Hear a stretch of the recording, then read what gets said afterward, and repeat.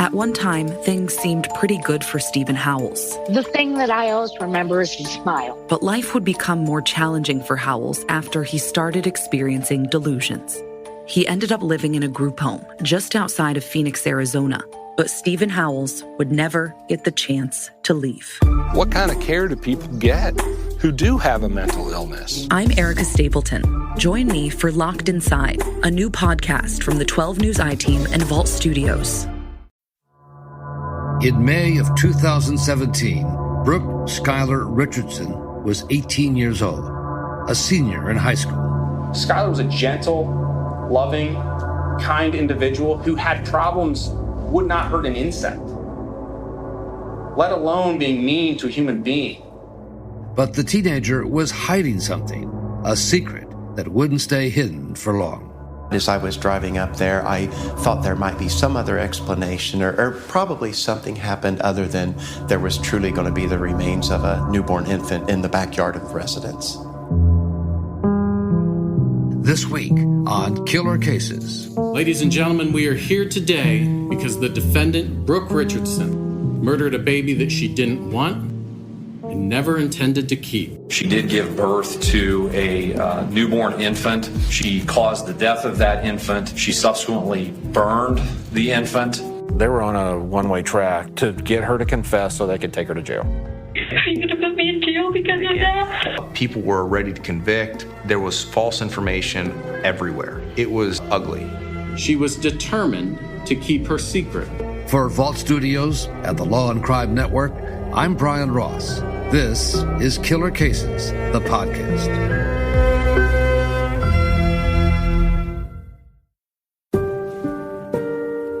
Carlisle, Ohio. This is where 18-year-old Skylar Richardson lived with her brother and her parents, Scott and Kim Richardson. Small town USA. It's a pretty tight-knit community. Carlisle is in the southwest corner of Ohio. It's a town of subdivisions. A lot of people that grow up in Carlisle don't leave. A little bit of rural on the outskirts and not really large. Kim and Scott say their daughter was an active and positive teenager. She's a great student, National Junior Honor Society. She started doing competitive cheer outside of the school. That's what she really enjoyed. She's just a peacemaker. Yeah, peacemaker. By all appearances, she was happy-go-lucky. But appearances can be deceiving. Her eating disorder defines her. We had taken her to several different places. We tried several different things. It was extremely frustrating. She did not develop at all, mentally or physically.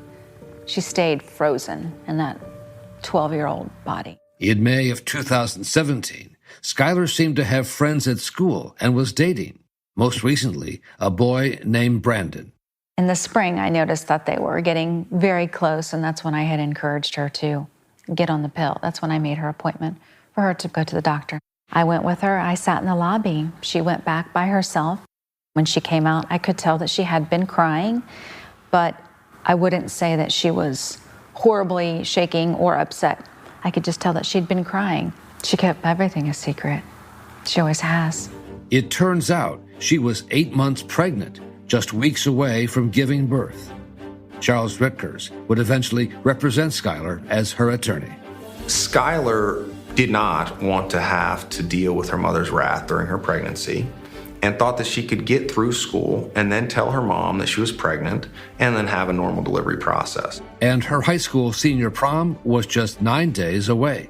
We always go out to a little shop in Columbus. They have a great selection of dresses. She knew she wanted red. She hadn't had a red one before. But Skylar's mom was worried she might not fit in the dress and sent text messages telling her daughter to, quote, watch what you're eating. I always get stressed out because if her hair's not right, you know, with girls, they've got hair, nails, makeup, the whole thing. She wasn't exactly happy with herself, but she never is. Prom night that year was a disaster. Skylar was in pain because she was getting close to delivering her child. But she decided to go ahead with her plans anyway, keeping her secret from everyone around her. And then the next night, back at home, Skylar made a decision that would change her life forever. With her family sleeping, Skylar delivered a baby girl in the bathroom. She would later say that the baby wasn't breathing and didn't have a heartbeat. I have no doubt it was a stillborn. There's no way that we wouldn't have heard or the dogs wouldn't have reacted or something. Skylar took the baby to the garage, grabbed a garden trowel, and then buried the remains in the backyard. It was very, very hard knowing that she had her own private funeral for Annabelle in the backyard. But before doing that, she named her daughter Annabelle. And she tells no one, not her mom, not her brother, who's her best friend, not any of her girlfriends, certainly not her father. Nobody knows about this. Skylar would later send a text and a photo to her mother from the gym. She wrote, "My belly is back." She sent another one to her boyfriend, Brandon, saying she's so happy without explaining why. And still, no one knew about her secret and her baby, Annabelle. 2 months after burying baby Annabelle in her backyard, Skylar returned to the doctor's office for more birth control pills, where, of course, she was asked what happened to the baby. John Fain is now retired, but at the time, he was a detective with the Warren County Sheriff's Office. Skylar Richardson had gone there for a follow-up appointment and told the doctors while she was there that she had delivered a baby that was not breathing and that she had subsequently buried her in the residence of her backyard. The Warren County Sheriff's Office was called in to investigate. You can have a seat right there on the other side, and we'll come in just a couple minutes, okay? Skylar's father brought her to the police station for questioning by detectives John Fain and Katie Gee. I said, "Can I be in there with her?" He said, "No, she's 18. We have to talk to her alone." I said, "Does she need an attorney?" "Oh, absolutely not. She's not in any trouble." Naively thinking that, why would a police officer lie to you? Detective Fain begins by giving Skylar her Miranda rights. Can you read this part out loud for me, just that last paragraph? I have read this statement of my rights, and I fully understand what my rights are. I do not want a lawyer at this time, and am willing to speak with law enforcement officers. If you're okay, then just sign right there. There's no way other than just to come out and say it, okay? We got a call from the doctor's office. Now, Skylar knows her secret is out. My parents are going to kill me. I didn't want to tell them. I didn't want to tell them at all. I still don't really want to tell them, but now they're going to know. Without prompting, she says she did not harm her baby, something she'll repeat more than a dozen times. I didn't kill the doll. Oh, we're not saying anything like that. That's not why you're here today. We're not saying that. Did you say her? Okay, it was a girl. What do you do then? I stayed there with her for a little bit. I tried to see if she'd wake up, but I had to bury her. And I think am I going to be in trouble for that? I know it wasn't wrong. For trying to see if she could breathe and then I had to bury her. Why do you decide you have to bury her? Because I couldn't tell anybody. Because you hadn't told anybody and you still didn't want to tell anybody? That really bad. I didn't. I loved her. I didn't mean any harm to her. It's not for us to say. Are you going to put me in jail because of that? No, I'm not. That's not why I'm here today, to try to put you in jail. We're still just trying to find out what happened, okay? Did you know where you would bury her? I just wanted to bury her in my backyard so we could put flowers on her. Okay. While this interview is taking place, Skylar's parents don't know what's being said. At this point, had no idea what was going on. Can I talk to my parents? In just a minute, but I've got to step out just real quick and I'm going to stay the night. Oh, honey, you just take a deep breath, okay? I'm going to stay in here with you, okay? Detective Vane finally comes out and tells us sort of a synopsis of what happens. We're in shock. I just checked out. I couldn't feel my body. I have very little memory of what transpired. Just be honest, what's going to happen? I don't know, okay? I'm in here observing. No. You're not going to jail today. No. No, and I'm not going to. Just relax, okay? Listen, just relax, okay? I don't want to go to jail. I know you don't. Just relax, I don't have to go to jail, though, right? Listen, I understand that you're sorry, and I understand that you're upset, and I understand that you didn't want this to happen, okay? Just take some deep breaths, okay? Things will be okay. I don't have to go to jail. You're not going to jail. Okay, we're not taking you to jail today. You're not going to jail, okay? So just, what's the worst that's going to happen? Honey, I don't know. This isn't my case, okay? He's talking. He just wants to get some things straightened up so that we can figure out exactly what happened. Are you being 100% honest with him? Okay. Scott and Kim Richardson then go into the interview room, alone with their daughter, Skylar. He says you can go back and talk to her. doesn't tell us that we're on camera being recorded. I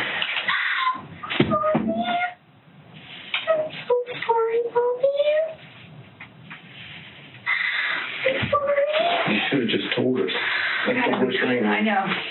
I mean, kids get pregnant every day. Pregnancy is not the end of the world. I'm so sorry. What did they tell you? I think they want to know if I killed it myself. Yeah, you'll go to jail. I didn't though. Can you imagine the absolute horror that we just went through not knowing what's going on? Yes, I'm sorry. No, we can't fix this. There's nothing. If you go to jail, it's in the papers. It's everywhere. The neighbors have already called me, and I know she was telling me that they're digging up stuff in her backyard. You're going to be on the news, though. Please, support me. I didn't. Skylar, I am supportive, but I'm just saying. Tell you guys. Honey, that is wrong. I know, but I didn't kill her. Skylar, if they do an autopsy on the baby and they find out that it was living at the time of the birth, then you will go to jail. I know I will. The Richardsons' backyard soon became a crime scene. It was a nightmare. They had drones over our house. The news people camped out all night.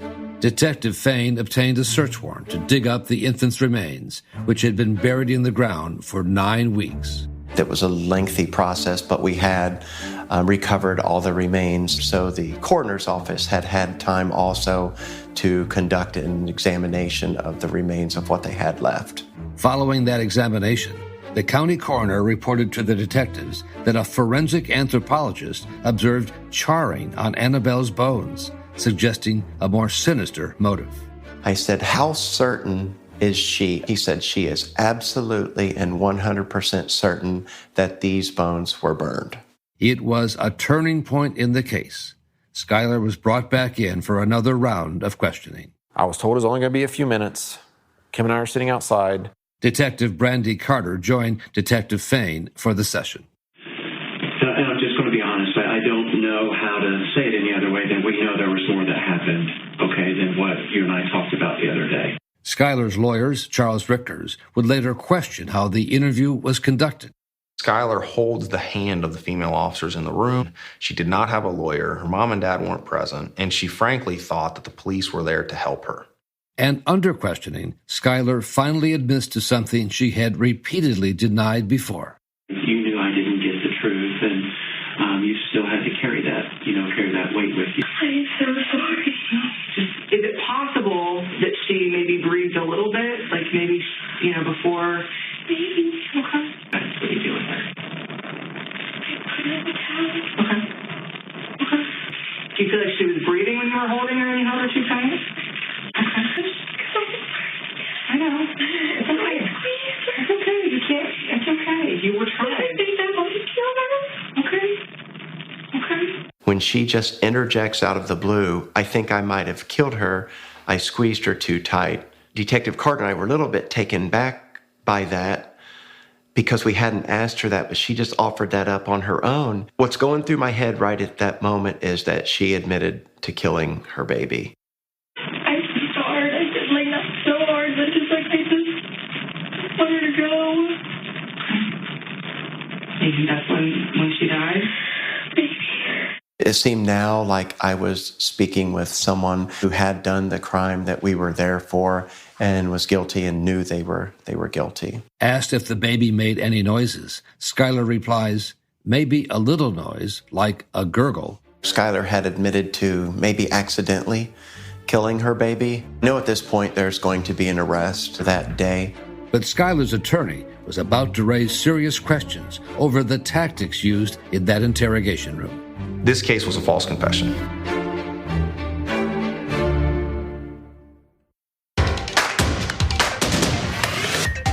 Good morning, everybody, and welcome to Law and Crime. 20-year-old Brooke Skylar Richardson is facing aggravated murder, manslaughter, child endangerment, tampering with evidence, and abuse of a corpse charges in connection with the death of her baby, Annabelle. Skylar Richardson's case sparked a news media frenzy in Carlisle, Ohio. It took the life out of Skylar to hear those people say all those horrible things about That she her knew wasn't that true. she knew wasn't true.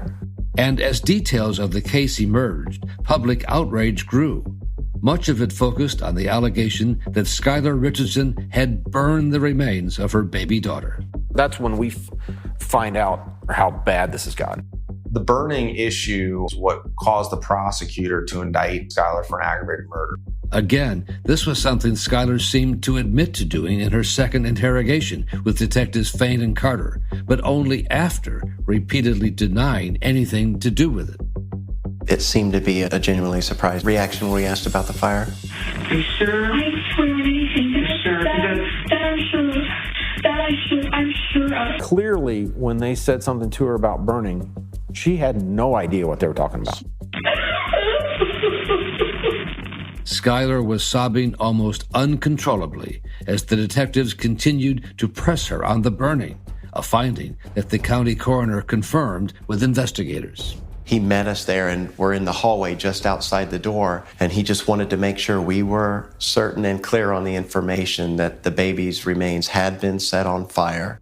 So the doctors know that there was fire of some sort or some kind of burning. They know for certain. So now that I know that I have that, I'm going to be more direct with questions about the fire, and yes, I am looking to get an admission on that part. There's still a lot more that we don't know that we just want. You're so close. Just give us all the truth that's left. I told you about squeeze I think Detective Carter said something about cremating, or did you possibly try to cremate her? The detectives don't let up, asking Skylar for more details. So I wonder if maybe it just was one of those things where you just thought, well, maybe I can do this, and because I think like a cremation, like I'm gonna have some ashes that I can keep of my daughter and keep them. At one point, Skylar finally said, I think I might have tried to cremate her a little bit. But there was a problem with this tearful confession of burning the infant, as detectives would later learn. During the time in between the arrest and this trial, Dr. Murray recanted her initial observation. She no longer saw burning. Many months later, when she takes her time, she admits her mistake, but it was too late. The prosecutor had already indicted Skylar for aggravated murder. I remember being completely dumbfounded because one thing about the forensic pathologists and scientists, they work in certainties. I was shocked at how that kind of mistake could be made. Under aggressive questioning, Skylar Richardson had confessed to something that the doctor no longer said had happened. And without Dr. Murray allegedly being so certain, we never would have done that. I thought this could blow this case for us and at a minimum make it an uphill battle for the prosecutors. Yet, even with serious questions about whether Skylar Richardson had been coerced into making a false confession, prosecutors remained determined to take her to trial.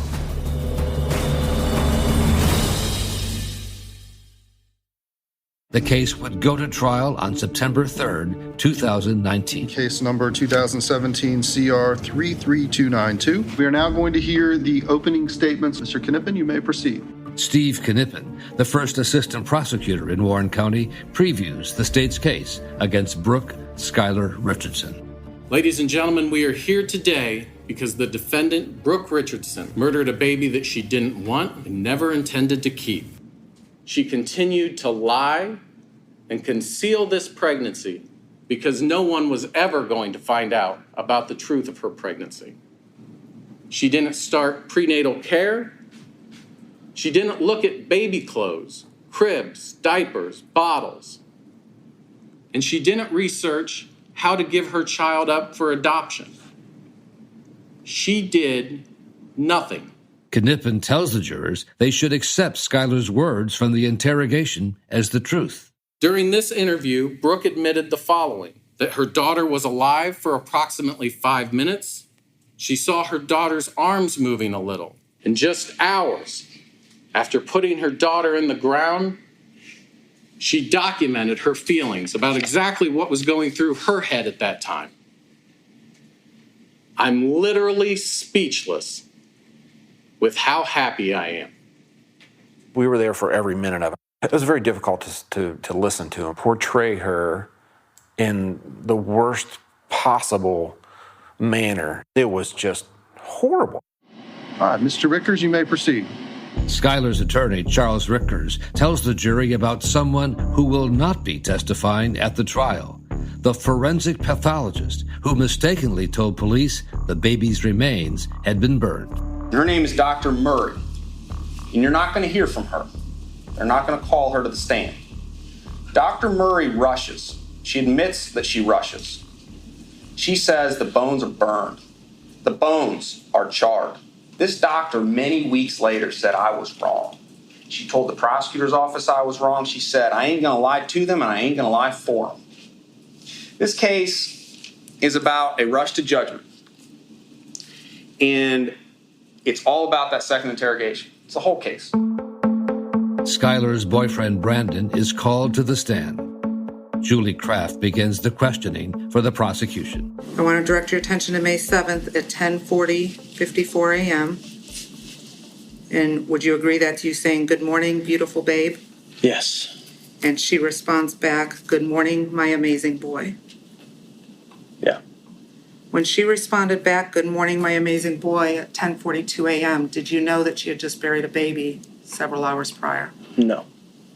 And her response to you at 11:45:11 on May 7th is, I'll tell you all about it later, but last night was just like the worst ever, and I didn't go to sleep till 5:30. But I feel so much better this morning. I'm happy. Did you have any idea at that time what she was referring to when she said it was the worst night ever? No. At some point, you did start questioning her about who the father was. Do you recall that? And she responded back, that guy, Trey, I used to date, who I never talk about.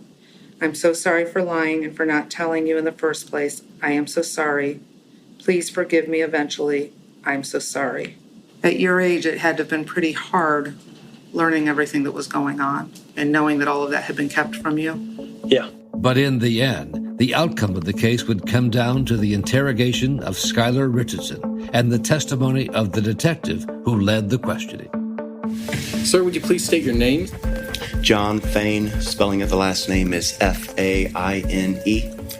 Detective Fain would testify for 2 days about the interrogation, defending and explaining the techniques he used. Sir, there were several times in that interview where you told her that you didn't believe that she purposely killed her baby. Do you remember hearing that?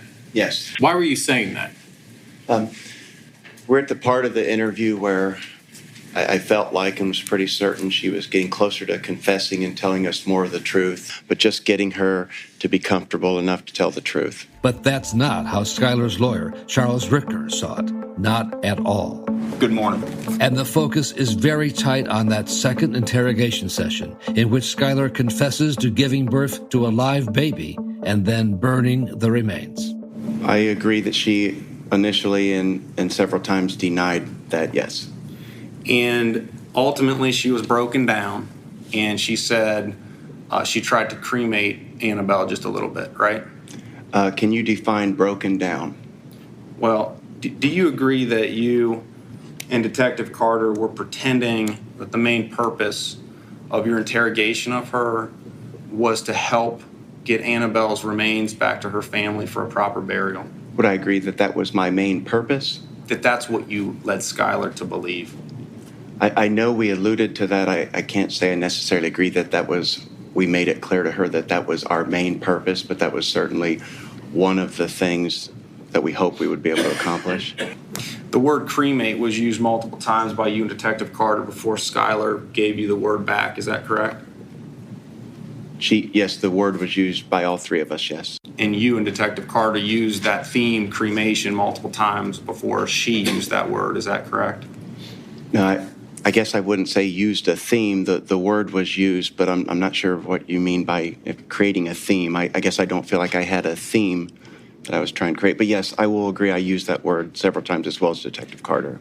After you started to talk about this supposed cremation, you talked about needing to put out this fire, correct? You remember that? Yes, sir. You wondered if you'd need water to put out the fire, right? Yes, sir. Lieutenant Fain, babies are 80% water, are they not? I do not know the exact percentage, but it sounds accurate. I know at least 75. More than adults? Yes, sir. But like the fire issue, you and Detective Carter refused to accept that Annabelle was dead upon delivery. Is that true? Refused to accept that she was dead upon birth? Yeah, you denied Skylar those statements that she'd repeatedly made, 29 plus times. We don't refuse or accept. We're there merely as investigators. And as we all saw, even her parents who've known her for 18 years, he said they have trouble telling when she's lying or not because she does so much. On day 7 of the trial, both sides present their closing arguments, beginning with the prosecution. Ladies and gentlemen, shortly after murdering her daughter and placing her lifeless body in the dirt behind their home, Brooke Richardson sent 2 elated text messages to her mother that both contained the phrase, "My belly is back. My belly is back." Ladies and gentlemen, that belly was her child. That belly was her daughter, a daughter with fingers and toes, with hair on her head. There's only one reason that you wouldn't ask for help at that point. Only one reason you would force yourself to give birth in silence. And that's because that child was never going to see the light of day. Any mother in that situation, if they believe that their baby is in trouble, if they believe that their baby is in danger, would be begging for help. What does Brooke do? Nothing. If you want to know how she truly felt about her daughter after just putting her in the ground, what was her reaction before she was ever charged, before she ever spoke with the police? Back when she thought she got away with everything, how did she feel? I'm literally speechless with how happy I am. We were very worried that Skylar would deteriorate throughout the trial process, just the mere stress of the situation. She would just check out. She made it a conscious effort not to show. That was checked out. the Charlie, they told her, you just need to keep your head up, look straight ahead. And she did her damnedest to do it. During his closing arguments, Skylar's lawyer, Charles Rickers, asked the jury to consider why the prosecution stuck by its story that the baby had been burned. Why'd they do it? Why would they come in here and tell all of us that this cremation and fire should be trusted? Why'd they do it? If they knew, they know. They know it's not possible. We all know. Our common sense tells us it's not possible. Science tells us it's not possible. Because they know that if you have reason to doubt what Skylar said about cremation and burning, then you have reason to doubt the other things she said that the detectives told her to say about signs of life. Well, we know in this case the odds are actually 0 that you can light a baby or a human being on fire with a lighter. It is impossible. If you have reason to doubt the burning, you have reason to doubt the signs of life. That addressed the most serious counts: aggravated murder, involuntary manslaughter, and child endangerment. The 4th count for the jury to decide is abuse of a corpse. And it is still a very serious felony. A conviction on that would label Skylar a felon. Women who kill their children, we've read about it, we've heard about it, throw them in dumpsters. They try to distance themselves from the body, throw them away in trash cans, like towels. Skylar named her child. She put her in a gravesite that she could see from her bedroom window and kept her close, put flowers on her grave and marked the grave. You have to fight for Skylar. And this is the hardest part of any case, and that's passing the burden of Skylar on you. I trust you'll find her not guilty. The jury of 7 women and 5 men begin their deliberations just before noon. When you're waiting for a verdict, there is no way to properly prepare anyone for that feeling. It is the most intense moment of your life. But it doesn't take long for them to return with a verdict. Has the jury reached a verdict in the case? We have. The first count is the most serious: aggravated murder. Would the defendant please rise? With regard to count 1, we, the jury in the above captioned case, find the defendant, Brooke Skylar Richardson, not guilty of the offense of aggravated murder. Then, involuntary manslaughter. We, the jury in the above captioned case, do hereby find the defendant, Brooke Skylar Richardson, not guilty of the offense of involuntary manslaughter. Third, child endangerment. We, the jury, find the defendant, Brooke Skylar Richardson, not guilty of child endangerment. It does say we further find the defendant did not cause serious physical harm to the alleged victim, but that finding is not necessary as a matter of law. Finally, abuse of a corpse. Verdict form number 4, we, the jury, in the above captioned case, find the defendant, Brooke Skylar Richardson, guilty of the offense of abuse of a corpse. It is the least serious of the 4 counts against her. She knew what she had done was wrong, but she knew she was not guilty of the other charges. She could breathe again. If I could describe my feeling after the verdict in one word, it would be relieved. I was just so happy for Skylar. I just can't imagine what she was going through, facing potential life in prison. But she still faces sentencing for the abuse of a corpse charge, with the potential of up to 3 years in prison. I think justice was served with respect to, I think our system works. The jury has a job to do. It's certainly not an easy job, especially with an 18-year-old girl facing 25 years to life in prison. The prosecution had a tough task, so I believe she got a fair trial. The next day, facing the prospect of going to prison, Skylar Richardson decides she will speak publicly for the first and only time. Thank you, Your Honor. I would do anything and above that you ask, and I understand. And I just wanted to say how sorry I was. I can sometimes be selfish, but I would like to think that I've become better in the knowledge that I've upset everyone and hurt so many people with what I've done. And I'm forever sorry, and I'm so sorry. I'm really, really sorry, and I understand. And thank you. You know, I have a daughter about your age, Ms. Richardson, and I have a granddaughter about the age that Annabelle would be right now. In all of this mess that we have with this case, I think what often gets overlooked, Ms. Richardson, is just how precious life is. Your life, Annabelle's life, life is precious, and it should be protected, and it should be guarded in all respects. And I have reviewed all of the expert reports in this case. I listened to the expert's testimony. I firmly believe, Ms. Richardson, in fact, I know in my heart that if you would have made different decisions in this case, Annabelle would be here today. And I know that might be difficult for you to hear, but I think that your choices before birth, during birth, and after show a grotesque disregard for life. After a harsh lecture, Judge Oda delivers Skylar's sentence. I'm going to place you on 3 years of basic supervision, which means that you are going to be going home today. But there's one more decision for the judge to make. The Richardson family would like to bring closure for Annabelle and give her an eternal resting place.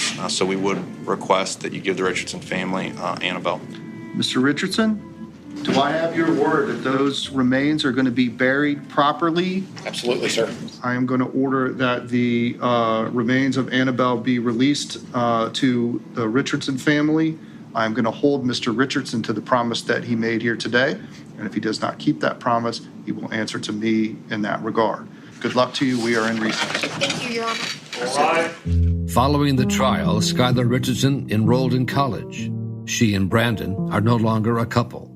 And the remains of Annabelle Grace Richardson are buried in a cemetery a few miles away from the Richardson home.